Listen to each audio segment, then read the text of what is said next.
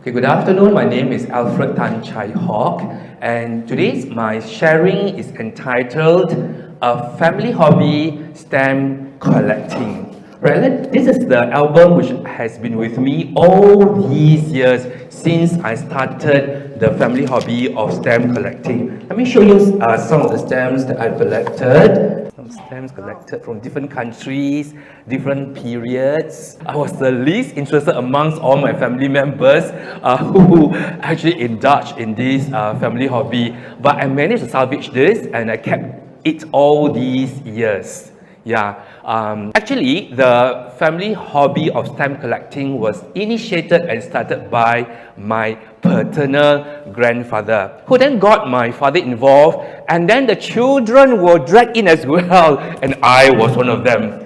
Initially, I was not interested at all in stamp collecting. I was more interested in playing hantam bola, one leg, the one leg game that those of you, as old as I am, alright, chapte, and then even hide and seek, police and thieves, all these games that I was very interested in. I was not interested at all in stamp collecting.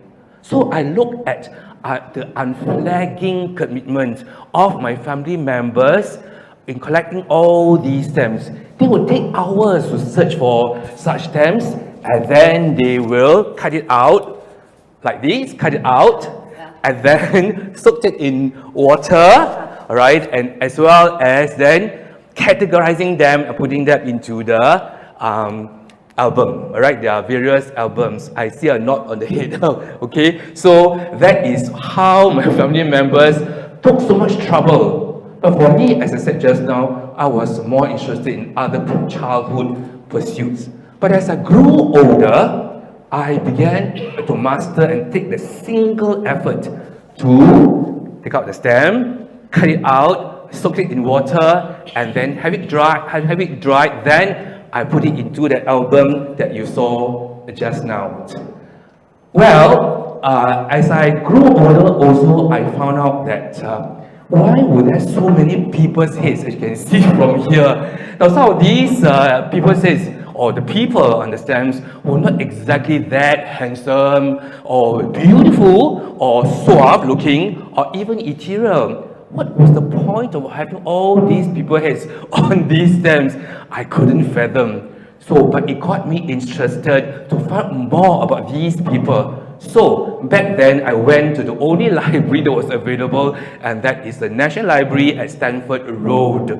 There, I would really bury myself, in reading all the books about these people and the countries that belong to, and also the setting and the political milieu and environment that they were in at that time. And one of them is this ruler called Sukarno.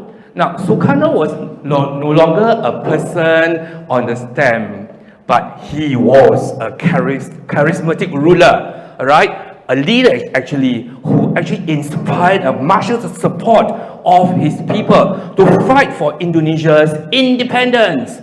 And I learned more about Indonesia, the political settings at that time, how it was a colony under the Dutch and so on. For this lady here, I think all of us know, she was Queen Elizabeth, alright? And she belonged to a long lineage of rulers who were once upon a time the rulers of the most powerful empire in the world. So with stamp collecting, actually, it also got me interested to learn more about the history of these countries, from China to India to Indonesia to Malaysia and so on. Merdeka, the fighting for independence, and how the people in these countries were colonized and how they were subjected to the rule of the colonial masters. And how then the people like Sukarno and even our Mr. Lee Kuan Yew, the late Mr. Lee Kuan Yew, fought for the independence. And so, stamp collecting thus bears resemblance and meaning to me, and I am very glad that my paternal grandfather started this family hobby of stamp collecting. Thank you.